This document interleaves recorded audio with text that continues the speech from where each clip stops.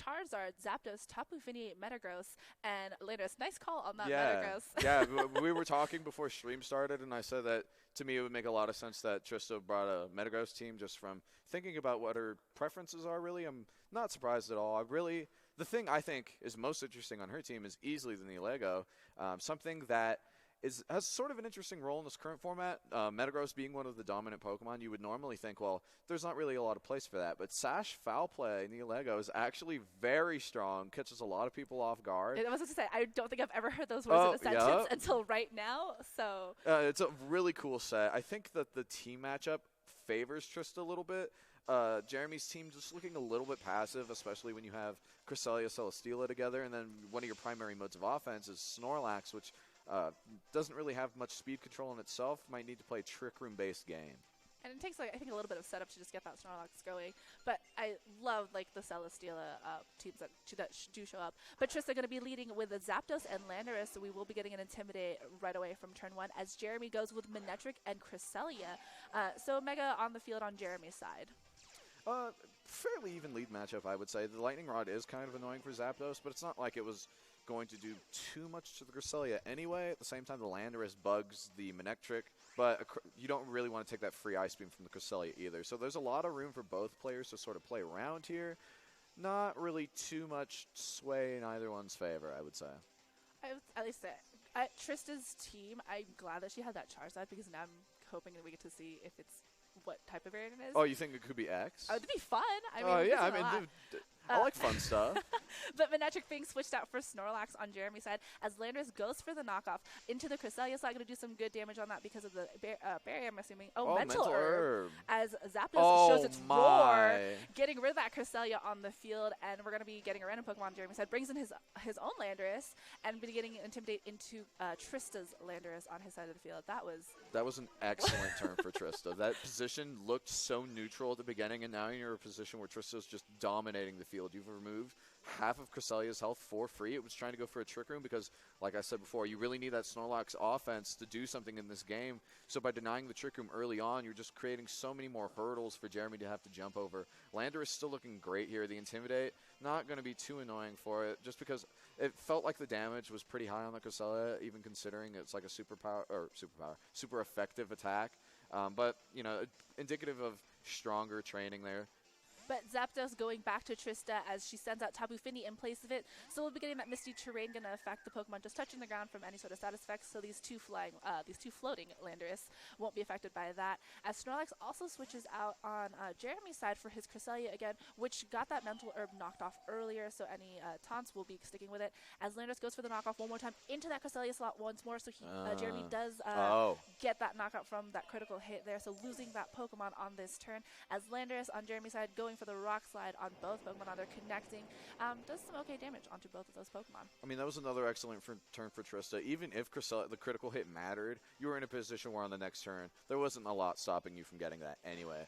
You forcing the Manectric to come back out just to deal with that Tapu Fini, but again, you're kind of worried about what that Landorus can do to your Mega. The Snorlax offense can't really get going here. The Trick Room option is gone, and you can tell it was so important to his team because of the Mental Herb item selection. So something like Roar Zapdos, which it's not totally out of left field, but it's not by any means standard. Really just hampering his momentum in this game. And Trista switching out that Landorus for her Zapdos, which we only saw the Roar so far from it from the previous times it was here. But Manectric going for that Mega Evolution, going to be sacrificing that Lightning Rod for Intimidate. Not going to be super important on either of Tapu Fini or Zapdos in here, both of them being mostly special attackers or in Zapdos' case, mostly support sometimes. And I think not quite sure what that Tapu is going to be going for. Manectric protecting itself this turn, though, so nothing like a Volt Switch that we know that Manectric do like to carry. Is this going to be Groundium Z from the Landorus on that side. They're both wearing pigtails on their avatar, so that kind of threw me off a little bit. But Landorus with the Groundium Z, which has been picking up a little bit in usage. If not, obviously not going into that slot where that Landorus was, but going for that Tapu Fini. Gonna do some, I think, probably get it down to at least half health on here. I mean, that Landorus was not intimidated. I wouldn't be surprised by KO. Oh, just barely hangs on. But you're right, Tectonic Rage really has been picking up, and it makes perfect sense to me. Landorus' attack set's so huge. And so Tapu Fini eating its berry, holding on from that Tectonic Rage, enough for it to go after an Icy Wind. Doesn't do almost any damage at all to that Landorus, surprisingly. Definitely a Tapu Fini more invested into its defenses rather than its offense. We know it's ground DMZ. It's not even Assault Vest, but that didn't even do 50%. So that could also just be a bulkier Landorus, maybe one that wants to set up. I wouldn't be surprised by a Sword Stance just by looking at the team. You have a lot of members that can switch into Earthquakes rather easily, and a Sword Stance Tectonic Rage is nothing to scoff at. All right, Manectric going for Snarl here, one of those moves that Manectric has been really liking. Going to be lowering the special attack onto Tapu Fini and Zapdos, so that Icy Wind not going to be doing a little bit less. But Zapdos goes for the hidden power into the Landorus slot. Going to be doing a lot more damage here, but still only at 40, as the Icy Wind is probably going to be enough to pick up that knockout, even with that -1 on its special attack here. And Jeremy now going to be down 2 Pokemon here, as Manectric is now down by 1 speed. I mean, this game has just been dominantly Trista, even from turn 1. Taking a position, a lead matchup that looked so even and just running away with it really says a lot, and maybe not just for the game, but the entire match. I think now is a very appropriate time to start considering how you adjust. You can see that Snorlax does have the potential to cause some havoc here. Not a ton to stop the belly drum, and you can't roar it anymore because there's no Pokemon to be roared out to. But if you're able to contain that, say with Landorus in the back, and she hasn't even revealed all her Pokemon yet, it really is a hard position. Manectric, something that relies on being so fast, has been hit by Icy Wind. And Tapu Fini going to be going back to just as she sends out her Landorus, so still keeping that 4th Pokemon close to her chest, as Landorus's Intimidate goes into both Manectric and Snorlax. Obviously going to affect that Snorlax a little bit more, but hasn't belly drummed yet, or cursed possibly, as the Volt Switch from Manectric goes into the Zapdos slot, so not going to that Tapu Fini that is now that Landorus. And Hidden Power going into that Manectric, as Snorlax goes for the belly drum on this turn. This is where it can get a little scary. Snorlax definitely has the potential to make a comeback, especially in the late game, which is something that is a little bit annoying for Trista, just because I think a lot of her strategy thus far has been revolving around being bulky and trying just like set up the board more than just directly attacking. Interesting to note, the Manectric, even after the Icy Wind, was still faster than that Zapdos. Definitely a bulkier, Roar generally. You're not going to have a Gigavolt Havoc Roar Zapdos. The way you can handle the Snorlax is going to be super important. I think Landorus might show us something really cool here. I have a feeling that it's not necessarily choice band, because I feel like the knockoff would have done more on the Cresselia earlier, but I wouldn't be at all surprised by something like a superpower here. Or even Tectonic Rage of her own. Yeah, Manectric going to be protecting itself this turn, so, maybe scared of like an Earthquake possibly from that Landorus. As Snorlax actually goes for a double protect, so Jeremy fishing for information on Trista's side, going to see what she plans to do. As Landorus actually goes for a U-turn, not going to be able to switch out because both Pokemon protected, and Zapdos once more goes for that hidden power into the Manectric slot. And as Misty Train expires from the field. That is going to be a little difficult. The double protect there was actually very good. You got a pretty good amount of information. There was no superpower. You saw U-turn on that Landorus. Could just be Choice Scarf. The speeds are a little murky here just because her team is so bulky that it wouldn't be surprising for things to just naturally be slower anyway. Just going for the Earthquake, no choice item there. Yeah, so Landorus not being locked into any move, goes for an Earthquake on the field, gets a knockout on Manectric, obviously not checking Zapdos because it is a flying type. Does not quite do a lot of damage to that Snorlax, as Zapdos goes for the hidden power once more. Going to be, just targeting down the Snorlax left, but does literally no damage on that. And Snorlax going for return into that Landorus slot, and it is going to be picking up the knockout on that side. Ooh. Pretty amused to see that hidden power ice there from Zapdos, just making sure it wasn't in range where Recycle would just bring you right back up. You need Snorlax to be at a manageable HP stat in order to really make the comeback here. Seeing Tapu Fini come out instead of that 4th Pokemon, which I would have expected to be something like Charizard or Metagross.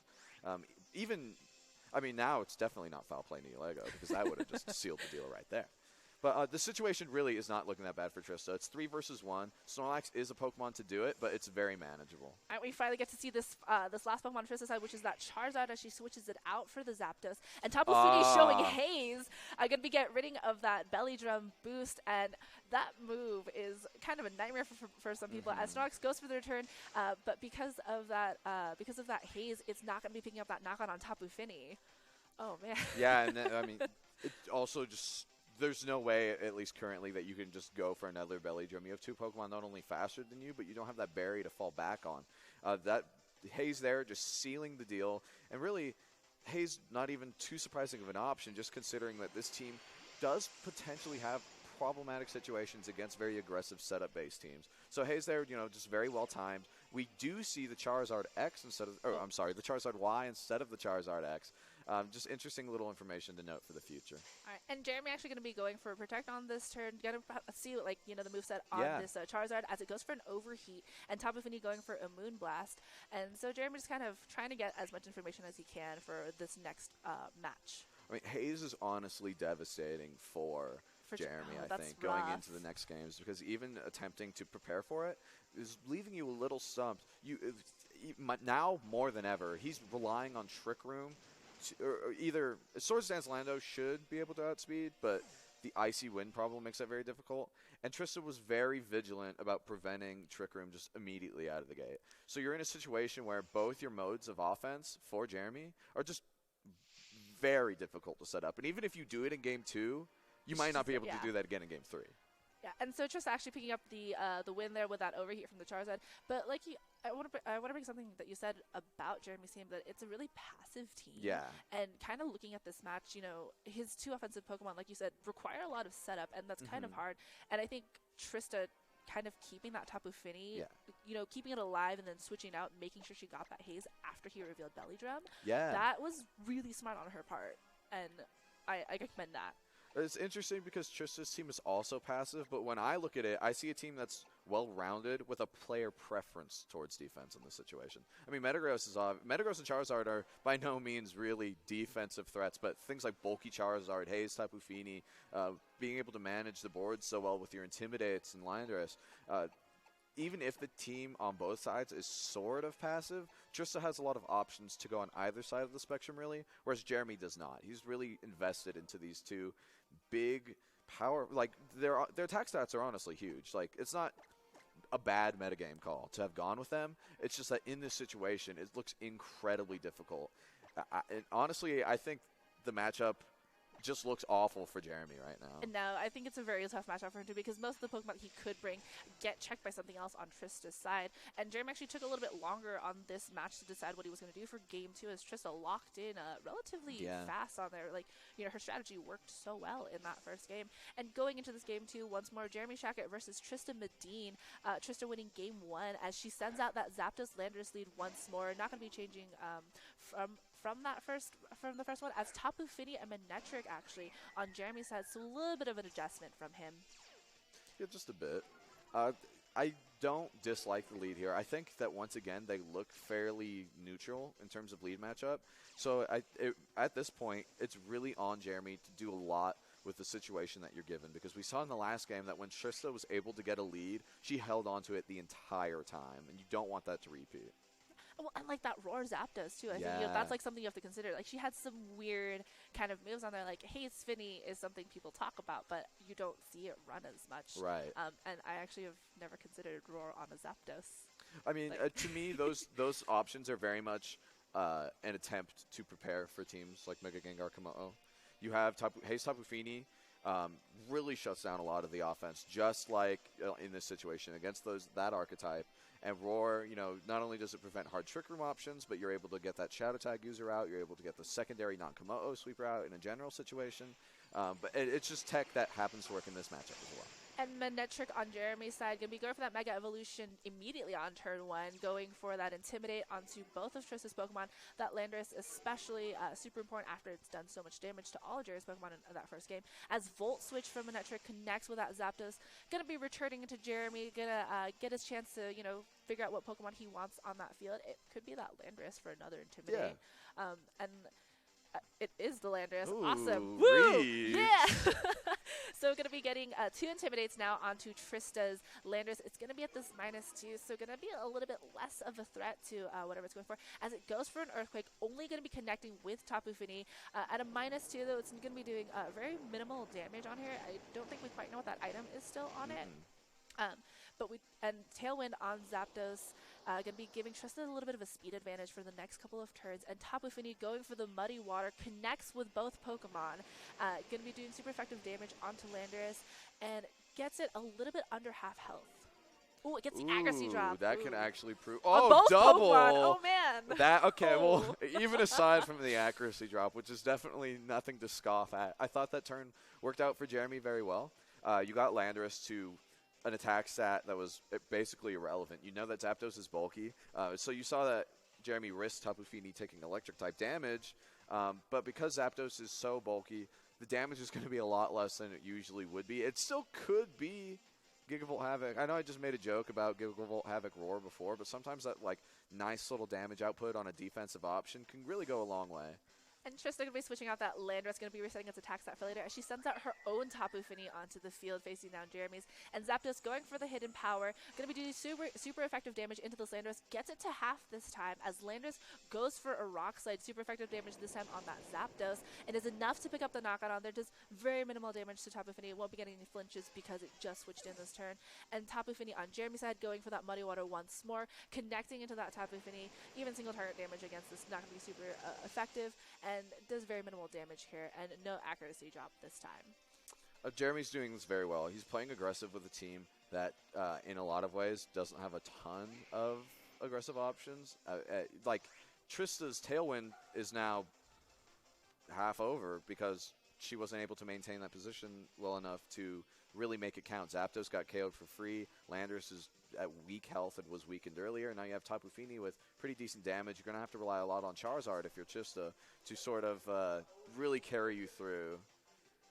And like that Charizard, we saw that it had overheat. So I think for her to kind of thinking about the stat drops that she's going to have to accumulate and switch out, because she did a fair amount of switching in that game one and like was really good about making sure her Pokemon were on the field. But like you said, I think that Zapdos, losing that one is going to be hard for her because it's one of her best forms of speed control, even though we know that Tapu Fini has Icy Wind. But Trista going for that Mega Evolution on this turn, Charizard Y bringing the heat to this match. Yeah, that was not trying very hard. That was a fire thing to say. And so Drought going to be upping its fire type attacks as it's going to be weakening a little all the water type moves here. But Heat Wave going for that spread damage, connects with both Pokemon, picks up the knockout onto that Landorus, and does okay damage on the Tapu Fini even in the sun. And Tapu Fini on Jeremy's side going to be fast because of that Tailwind, going for that Moonblast, connects to that Tapu Fini, gets that special attack drop, which is going to hurt Jeremy a little bit as he goes for that Muddy Water once more though, and probably going to do like some okay damage on there because of that sun. It is going to be weakened. Did you see that tricky little number? I don't know if my math skills are just really bad, but there was no berry activation on Tapu Fini. I was going to say, I feel like it's Specs? Yeah, I think that was very unfortunate because I just completely forgot that it had activated, but I don't think that happened. And on our archetype like this, Tapu Fini, in my mind, almost undoubtedly has that, especially since we've seen Tectonic Rage on Landorus, a Pokemon that has made an appearance in this battle. Manectric coming out is pretty solid just because now Tailwind, didn't see if it was gone. I think it has one turn left. But the electric typing here is looking a lot better, especially since so many carry hidden power ice, just throwing that Landorus in the back. And Charizard probably not having Tailwind as well. Well, and Jeremy's Manectric also has Snarl, so it's some good like special attack drops, especially on both these Pokemon. But it is going to be going for a Protect this turn, going to negate any damage. As Charizard goes for the Overheat into that protected slot, so no damage on that. And Tapu Fini once more going for the Moonblast, going to connect with Jeremy's Tapu Fini, and I think this is enough. Yeah, it is enough to pick up that knockout on here. So Jeremy going to be losing that Tapu Fini as the Tailwind finally expires on this turn on Trista's side. I mean, Trista made those last two turns count. She did exactly what she needed to do. She took Celesteela! Is it Misty and Celesteela? Is it? Please. It is. It is Misty but and even Celesteela. then, I don't know. It's possible because you have Manectric as a tool to be able to KO the Charizard. So you still have quite an interactive game in that Charizard is threatened by Manectric, but you have a Landorus in the back. You have Icy Wind options. Trista still has a lot of tools to be able to do this, and I think she played the last few turns very well. Tailwind was still around, even though she didn't make the earlier turns of that count. She was able to use Charizard's just like insane fire-based offense to really create a situation where, in the last two turns, she's taken a Pokemon a turn since the Tailwind looked not so good. So the positioning that she has available to her looks very well. The real job here is on Manectric, something that just protected. So a switch Icy Wind, I think, is very safe. And Trista going to be withdrawing her Charizard. Probably want to save it for later, just in case, things don't go quite as well as they need to. But Landorus going to be switching into that spot, getting the Intimidate into both of these Pokemon. Depending on, that Celesteela build, it might be important, but not as much. As Manectric goes for the Volt switch into the Tapu Fini slot, actually going to be doing some super effective damage on there. Not quite enough to get that knockout, but it is enough to activate the berry on Trista's side. So her Tapu Fini going to be back in the green with all that health. As Tapu Fini goes for Icy Wind, another form of speed control that she's got on here. That Manectric we know was faster than some of Trista's Pokemon, even with that Tailwind. Gets the critical hit on Celesteela. Already a slow Pokemon though, and Celesteela going to be rounding out this turn with Acrobatics, going to be doing double the damage because of that Misty Seed activation, but not a lot of damage onto that Tapu Fini. Yeah. I mean, it's looking very difficult for Jeremy here. He played the early game very well, but Trista's just controlling the board at the end here. I think maybe an interesting situation that could happen is if you are able to get Charizard in at an inopportune time. If you are able to get it in and have the sun run out on it, Celesteela with the Misty Seed boost might be able to get some Leech Seed game going. But even then, you have to get there first, and that Icy Wind pressure onto the Manectric slot is going to create a situation in which that's very difficult to do. Yeah, and that's tough because, even Celesteela being that bulky, it just does not. That overheat in the sun, it's monstrous. Just sad. But Landorus going to go for this Rock Slide on this turn. So, maybe some, when there's a Rock Slide, there's a potential for a flinch. But Manectric going to be doing that Voltage one more time. Going to be picking up the knockout onto this Tapu Fini. Obviously not going to be able to switch back because Jeremy is on his last two Pokemon. As Celesteela does flinch. That's actually super unfortunate. Whoops. Because this is the last turn of Sun. And in Acrobatics, Landorus' health isn't that big. So you're in a situation where not only is the Sun about to weaken out, but you have Manectric still. So you can't just committing to overheat in that situation a little hard. You kind of would have had to go for Heat Wave. Potentially, especially outside of the Sun, I think Celesteela could take it. You probably will see the double protect here just to try and get that sunlight gone. But Earthquake is just so free here. All right, yeah, and exactly what you just said, that double protect on Jeremy's side, going to be trying to stall out those Sun turns as Charizard goes for the overheat into the Celesteela slot. And Landorus going to be using Earthquake. Obviously not going to be hitting that Manectric because of that protect here. And I think this is the last turn. I think so, too. Yeah. All right, so, Celesteela has a chance. Yeah, I can't say I'm super familiar with the damage range here, but at that point it doesn't matter, because if it KOs me, and I have to play in a way where I assume that it will not. You have to get Leech Seed going, and you need some protects. Manectric will get KO'd either way. Manectric gets the double protect on there. Because you can, make it so Heat Wave isn't as scary later. All right, and Overheat from Charizard going to connect into that Celesteela, and it's going to actually get the knockout on this turn. Gets that special attack drop, but, next, even if you fish for that triple protect, this Landorus is going to be going for that Earthquake. There's no way. Not going to be touching that Charizard at all, just going to be going after that Manectric. So, really well done game. Yeah, Trista played very well the entire time. You can definitely see that she's been around for a long time as one of one of the best players in the scene, and pretty much has been for years now. But at the same time, I don't want to undersell Jeremy here. I thought he adjusted in Game 2 very well in a matchup where it looked terrible to play. I don't know how I really feel about the Celesteela decision, considering that Charizard, to me, was the obvious mega selection, because Metagross has to worry about any form of speed control against the Landorus setup, and you have Celesteela. So that's just an unappealing choice right there. I think Charizard, the more obvious mega to go for, and I kind of would have liked biting into that a little more. But I can't blame the adjustment, and I thought that for the most part, especially in the early game, he adjusted very well. Yeah. I think it would have been hard, too, because for Jeremy, there's not a lot of other mons he could have brought for the offensive pressure. Especially in Game 1, he saw how difficult it was for him to bring that Snorlax, and knowing that Tapu Fini, has that Haze, and then Zapdos has that Roar, it's a little bit harder for him to be I can set up, knowing that Tapu Fini is there, one as speed control and one as a stat resetter. And I think for him, he did the best he could, and I think Celesteela might have been his only option, because the knockoff from that Landorus, your Celesteela is not going to be doing that much to help support the rest of your team. Right. And that's just like a rock in a hard place. That matchup was just terrible after those moves were revealed. But he did the best, and like you said, that Game 2 early game was really well played. I thought it was very well played. But I think what you would notice was Trista capitalizing on those last two turns of Tailwind. That was her game changer. The exact way she needed to. I think I would pat myself on the back a little bit, because that played out pretty much as I expected. But I think it was obvious enough where I don't deserve any credit for that. Right. No, but I mean, Jeremy did adjust well, especially at the end there. Yeah, I mean, Trista played. If I had to describe it in a very simplistic way, Trista was able to set up a lot of stop signs to prevent Jeremy from driving, but at the same time, she could up the speed limit on her own game. She put the pedal to the metal, quite literally, with that tailwind. Goodness. Yeah, well, and I think that flinch too really hurt him because it did.